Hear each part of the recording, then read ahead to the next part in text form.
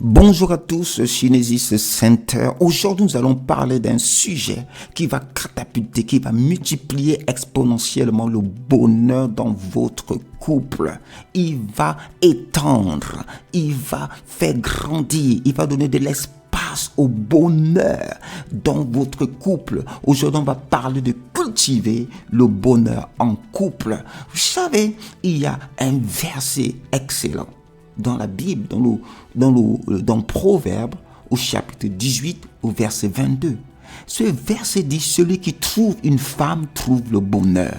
C'est une grâce qu'il obtient de l'Éternel. D'autres versions disent, celui qui trouve une femme a trouvé une bonne chose et il a obtenu faveur de la part de l'Éternel. Donc vous vous rendez compte, le bonheur du couple est dans la femme. La femme est ce jardin. La femme doit réaliser sa position dans le couple. Et l'homme doit réaliser la position de la femme dans le couple. La femme est vue comme une citerne dans Proverbe 5,15. Bois les eaux de ta citerne, les eaux qui sortent de ton puits. Vous voyez que la femme est encore ce jardin. La femme est ce récipient-là. Cette citerne énorme qui contient suffisamment d'eau pour tout le couple. Suffisamment de bonheur, mais qu'il faut cultiver. Vous voyez, et la femme, c'est la couronne pour la tête de son mari. C'est qui dans Proverbe chapitre 12 verset 4, une femme vertueuse est la couronne de son mari. Est la couronne de son mari. Le Proverbe 19, 14 dit, on peut hériter de ses pères une maison et des richesses. Mais une femme intelligente est un don de l'Éternel. Vous vous rendez compte? C'est ça la femme. Comprenez qui est la femme. Un homme doit comprendre qui est la femme dans sa vie. Regardez par exemple le cas d'Isaac dans Genèse au chapitre 24, le verset 67. Isaac avait perdu sa maman.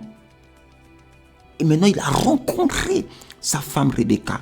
Isaac conduisit Rebecca dans la tente de Sarah, sa mère. Il prit Rebecca qui devint sa femme. Et il l'aima. Ainsi fut consolé Isaac après avoir perdu sa mère. Regardez ce que la femme contient. Un peu de consolation pour son mari. Qu'est-ce que le mari doit comprendre? Il est prêt à tout faire. Ne comptez pas, un mari ne doit pas compter ce qui fait du bien à sa femme. Un mari est prêt à faire des sacrifices juste pour avoir ce puits. Comme cette image du royaume de Dieu. Il a trouvé quelque chose de précieux dans un champ. Il a tout vendu pour acheter ce champ. Mais ce champ pouvait avoir de l'herbe. Ce champ pouvait avoir d'autres choses qui ne sont pas plaisantes. Il a dit non, j'achète tout le champ. Parce que dedans, il y a ce bonheur. Dedans, il y a ce trésor. Je vais enlever l'herbe s'il faut.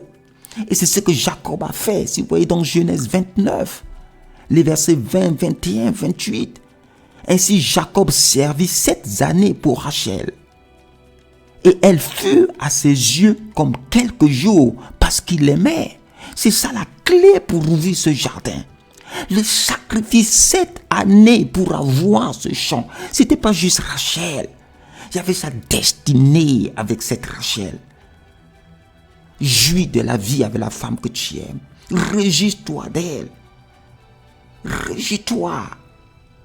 Jacob a servi plusieurs années pour une femme. S'il ne s'agit pas de dire, j'ai donné cette dot. Non, il a servi 7 années. C'est ça la grâce, la faveur de Dieu. Même la sagesse dans Proverbe 8, 35 dit quoi? Celui qui trouve la sagesse a trouvé la vie et il obtient la faveur de l'Éternel. Mais celui qui trouve une femme obtient aussi la faveur de l'Éternel. Parce qu'une femme peut être un puits de sagesse, un puits de sagesse. Voilà pourquoi Dieu a dit, il n'est pas bon que l'homme soit seul. Je lui ferai une aide semblable. Et l'autre mot qui est utilisé pour aide dans la Bible, c'est le mot Saint-Esprit. Le Saint-Esprit vous aide. La femme est celle que Dieu peut même élever dans des circonstances de votre vie. Au niveau du Saint-Esprit, à la fonction du Saint-Esprit dans votre vie. Pour vous faire éviter des dangers par la sagesse, par les paroles qui peuvent sortir de sa bouche. Vous pouvez hériter de vos pères une maison et des richesses. Mais une femme intelligente est un don du ciel. Une femme, elle a bien plus de valeur que les perles. Bien plus de valeur que le travail, que le salaire. Il faut cultiver cela. Soyez des initiatives dans votre couple. Revisitez votre histoire autour d'un repas. Ce jour-là, personne ne prépare. Vous commandez des plats.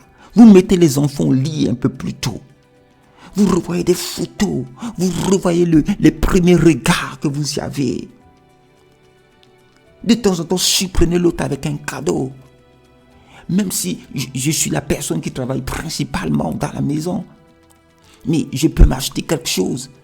Mais ça me fait encore plus plaisir quand ma femme a pris une partie des revenus du foyer et m'a offert quelque chose. Rien que savoir qu'elle a pensé à moi, c'est ça qui bouge mon cœur.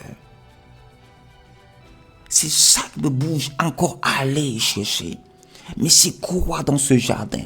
Qu'est-ce qui a poussé à mon jardin à m'offrir cette fleur, ce cadeau? Qu'est-ce que j'ai dû s'aimer? Qu'est-ce que j'ai planté en elle qui a éveillé cela?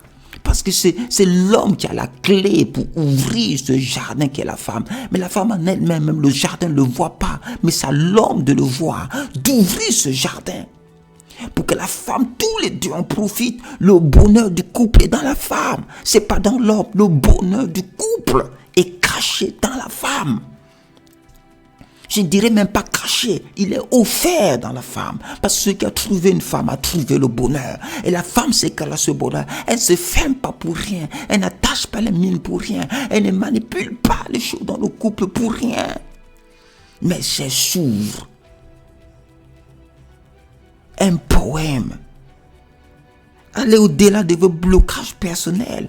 Si je lui écris un bon poème, peut-être qu'elle va se mettre à me dominer. Non, c'est pas les femmes qui écrivent les poèmes à leur mari. Mais non, allez au-delà des blocages, allez au-delà de vos cultures.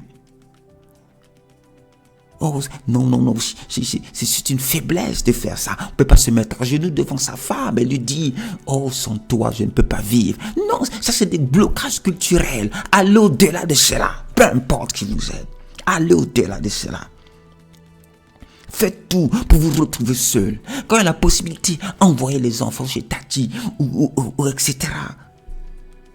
Et surtout, ne comptez pas ce que vous faites pour votre femme. Et la femme ne doit pas compter ce qu'elle fait pour son mari. Ce bien-là. Oui, mais hier, j'ai déjà fait ça. Pourquoi aujourd'hui, je dois encore faire? Non, multiplie. Il y a un jardin. Il y a un jardin qui est là pour vous.